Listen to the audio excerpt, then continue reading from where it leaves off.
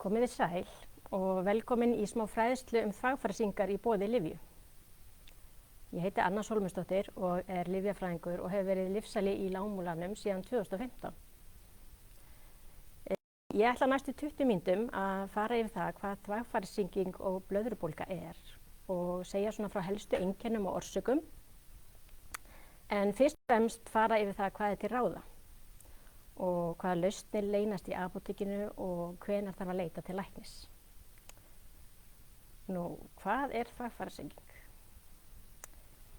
Það þegar bólga í þvagfærum og kemur aðallega völdum baktería og einkum vegna baktería frá þörmum. Þvagfærasýking mjög algengt vandamál og 11% kvenna fá þvagfærasýkingu á hverju ári. Þessar sýkingar þar geta endurtekið sig aftur og verið ansi þrálátar. Það kallast svo blöðrubólga þegar sýkingin nær upp í þvagblöðru og veldur bólgu þar. Og í alvarlegum tilfellum þá getur sýkingin farið alla leið upp í nýru. Það geta allir fengið þvagfærasýkingu en þær eru algengari meðal kvenna heldur en karla og ástæðan fyrir því sú að það mun greiðari leið upp í þvagrásina.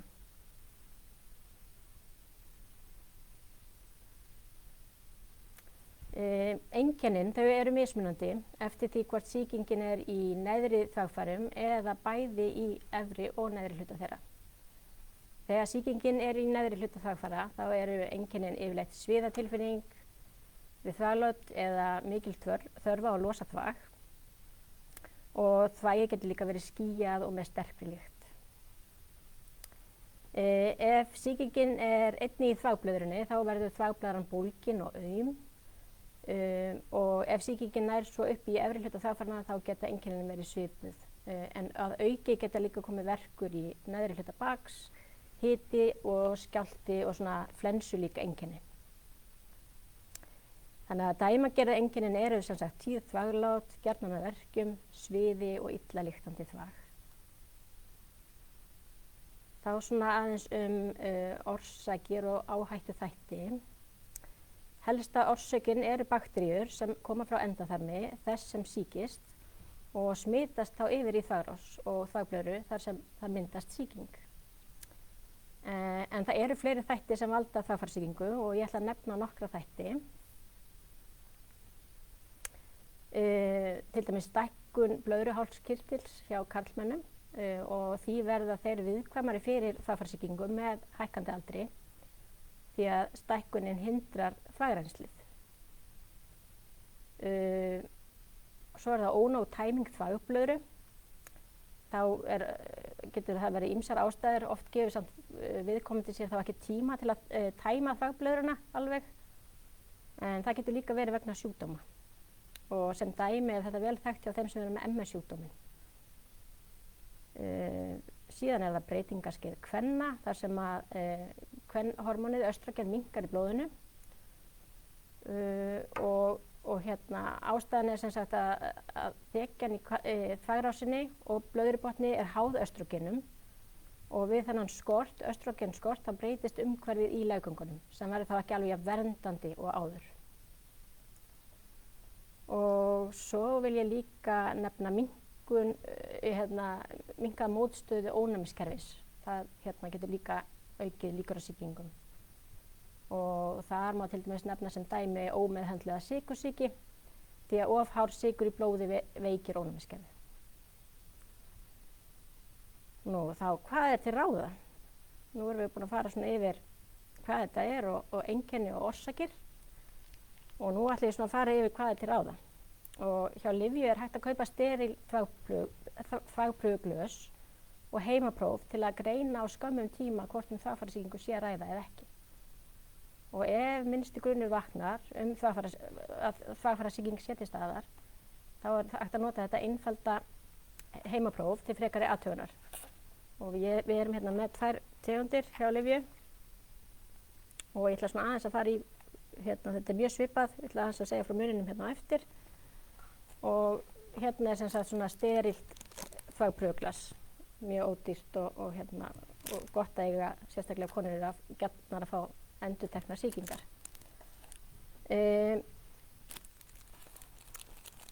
Sko, svo líka hægt að hafa samband bara beint við heilsugæslu og mæta þá beint með þvagprufuna þangað. Og ég vil nefna að það mjög mikilvægt að hafa samband bara beint við lækni ef þú ert með mjög slæm einkenni. Og ef þetta hefur mikil áhrif á líðan þína, það kannski blóðþvægi, flökurleiki, jafnvel hiti eða beinverkir, þá bara beint til læknis. Og einnig skal undantekningarlaust hafa samband við lækni ef grunur þvagfærasýkingu hjá börnum og þungum konum. Þessi heimapróf eru þá kjörin fyrir þá sem hafa fengið þvagfærasýkingu áður og þekkja einkennin og byrja að fá væg einkenni, geta þá gert svona heimapróf heima. Þetta eru sem sagt 3 strimlar í hverjum kassa og þetta sem sagt framkoma prófið 3 svar. Áður en pissað í svona þvagprufuglas þá mikilvægt að þvo sér hendur og í kringum þvagfæraop til að koma í veg fyrir að sýni mengist.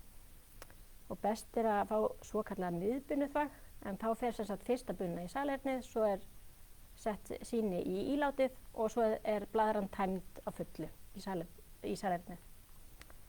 Síðan strimlinum stungið í sýnið og eftir 1 til 2 mínútur þá hægt að lesa niðurstöður af strimlinu. Þannig að þetta mjög einfalt próf. Og á strimlinum eru 4 litarammar hérna, en það bara 3 á þessum hérna. Og munurinn sá að hérna verið að mæla aðeins meira. Það líka verið að kanna hvort þessi blóðþvægi, en ekki í þessu prófi. En þetta próf mælir nítröt, prótín og hvít blóðkorn.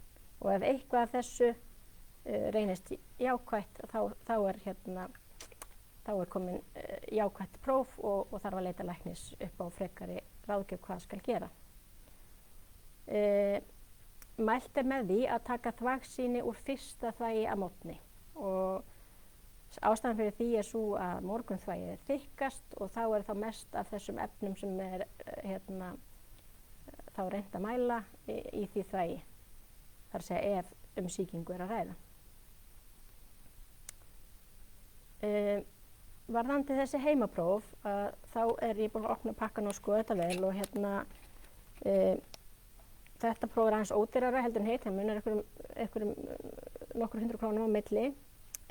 Þetta próf mælir líka þá hvort það blóðþvægi sem getur komið sér vel, en ég verð að segja að leiðbeiningarnar af þessu hérna eru mun betri, það íslenskar og enskar leiðbeiningar með myndum og mjög skýrt að fylgja þessu prófi hérna.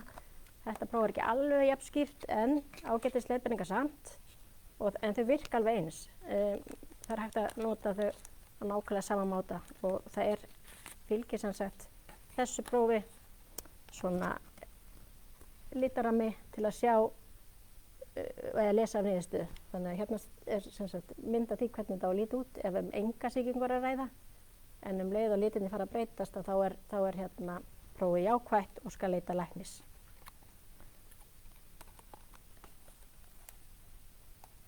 Já, þannig að ef prófið jákvætt eða grunur sýkingu þá bara hafa beint samband við lækni eða hjúkrunarfræðing á heilsugæslu sem geti þá óska eftir annarri þvagpröfu til að senda í ræktun til að finna út hvaða bakteríur valda sýkingunni og til að meta svona meðferðarúrræði. Ef einkennin eru mjög skýr og þetta próf jákvætt og viðkomandi hefur fengið þvagfærasýkingu áður, þá getur vel verið að læknirinn ákveða að setja sýklameðferð strax í gang og þarf ekkert að óska eftir frekari sýni.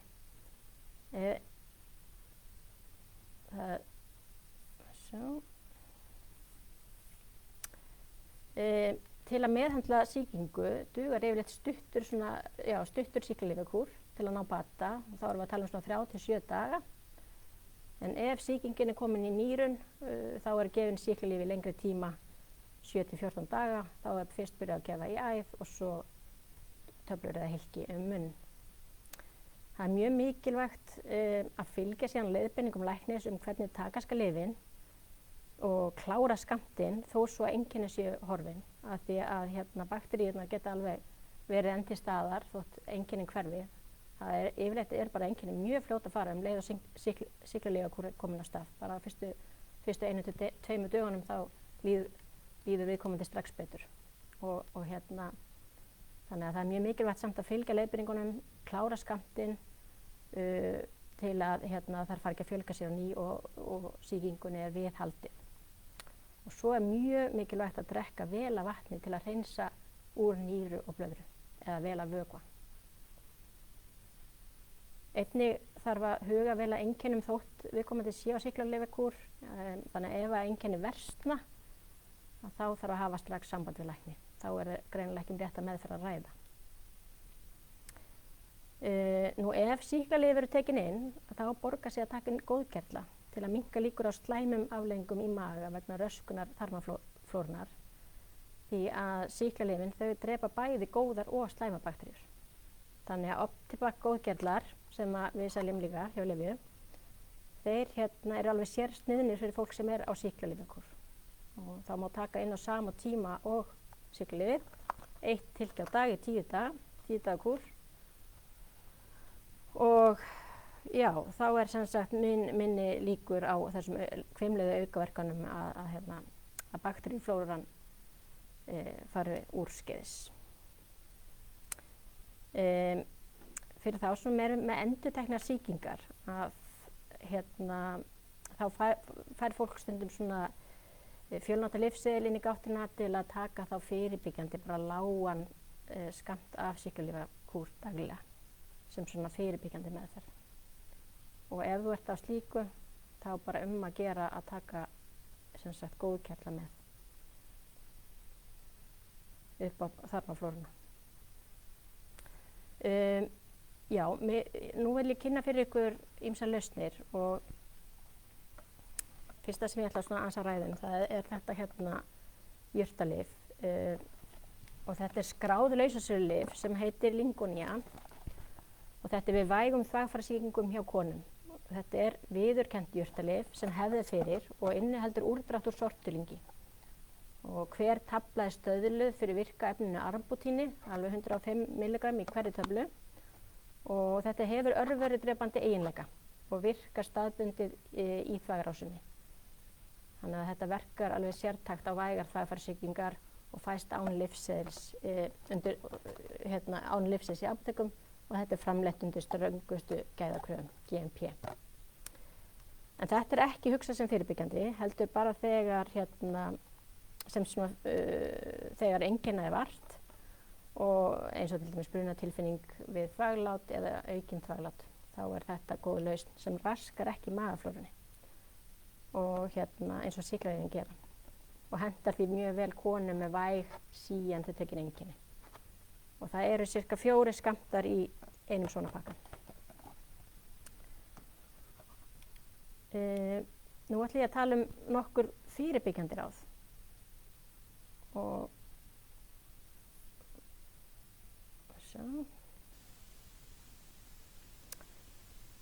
besta ráðið er að drekka vel af vatni, bara alltaf, alla daga. Helst 2-3 lítra af vökva á dag. Og það að drekka vatn eða vökva í þessum magni á hverjum degi, það eykur gegnumstreymi í gegnum blöðruna og nýrun og þá ná bakteríurnar síður að valda sýkingu. Þannig að þetta, og fyrir utan það að drekka vatn alla daga er mjög hollt fyrir heilsuna á svo margan hátt. Svo er líka mjög gott fyrirbyggjandi ráð að tæma blöðruna vel og reglulega. Því eins og ég kom inn áðan, þá er ónóg tæming blöðrunar einn af þeim þáttum sem að valda þvagfærasýkingu. Það gefa sér tíma til að fara á salernið og klára síðustu drópuna. Svo er það gott ráð líka fyrir konur með endurteknar sýkingar að hafa þvaglát fljótlega eftir að það stunda kynlíf til að koma bakteríunum sem gætu hafa komist að þvagrásinni við kynlífið frá. En kynlíf eykur líkurnar á þvagfærasýkingu og þvagrás kvenna er stutt og við samfari geta bakteríur borist frá leggöngum og spöng þar sem þær eru í ríkum mæli og inn í þvagblöðruna og valda sýkingu. Þannig að það er gott ráð. Og svo líka bara að viðhalda góður hreinlæti, því þetta er eins og ég segja áðan, þetta eru þarmabakteríur sem valda langflestum þvagfærasýkingum. Eins mikilvægt að konur þurrki sig að neðan þannig að þær byrji að framan hjá þvagrás og endi aftan hjá endaþarmi. Vera í nærbuxum helst úr bómull sem þrengi ekki að þvag og kynfærum, það er líka mjög gott ráð. Og að forðast að nota krem og spray á kynfærasvæði af því að það getur breytt örveruflórunni í leggöngunum og gert þá svæðið illskeyttara fyrir bakteríum, þannig að það er baxi og dafni þar. Og þetta skiptir allt máli. Og það sama getur gerst eftir tíðahvörf hjá konum, af því að þá breytist örveruflóran í leggöngunum og leggangaþurrkur getur verið ástæða þrálætra sýkinga. Og þá eigum við ráð við því, eða það getur allavega hjálpa mjög mikið til hjá mörgum konum, að taka inn svona óvestín skeiðarstíla og krem, fæst bara í laususölu í apótekunni hjá okkur og hefur hjálpað mörgum konum. Og í þessu er sem sagt kvenhormónið estradiol og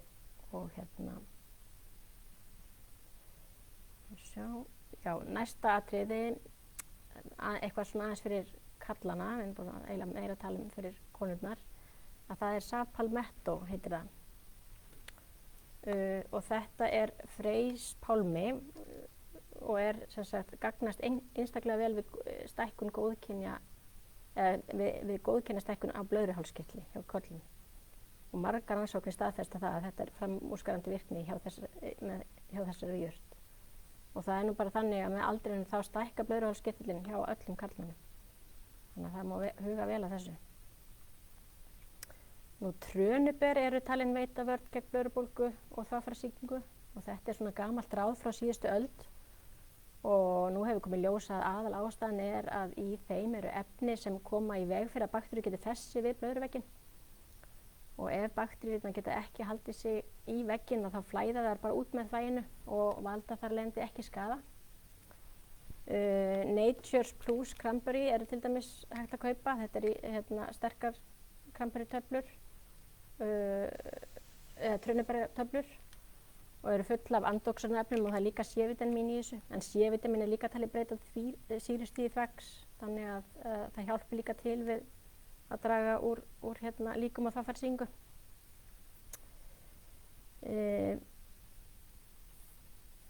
Svo erum við líka með D-mannósa, þetta er bæði vökvi og hylki. Þetta er náttúruleg sykra sem hefur þann eiginleika að bindast bakteríum og hindra þannig að það nái fótfestu og valdi sýkingu. Og þetta er talið reynast vel til að koma í veg fyrir endurteknar þvagfærasýkingar.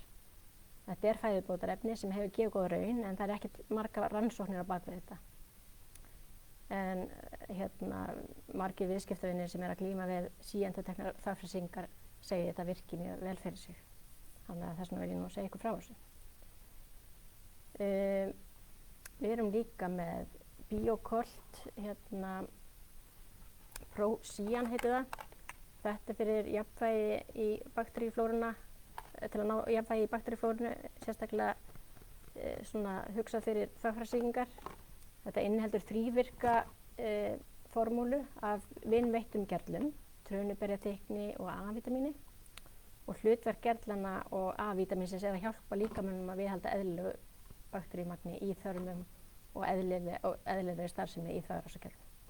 Og þetta er sérstaklega hannað sem sagt fyrir ófrískar konur í huga og börn mega líka að taka þetta og þá er mælt með hálfum skammti. Nú, þá er þessari fræðslu lokið og ég bendi á góða heimasíðu Lyfju þar sem ýmsar fræðslur að finna og góðar upplýsingar allar þessar vörur sem ég er búin að benda á. Og eins getið þið haft samband við okkur í Lyfju á netspjallinu og bara komið í heimsókn í apótekið þegar þið þurfið á ráðleggingum að halda. Þið eru alltaf velkomin. Takk fyrir mig og njótið kvöldsins.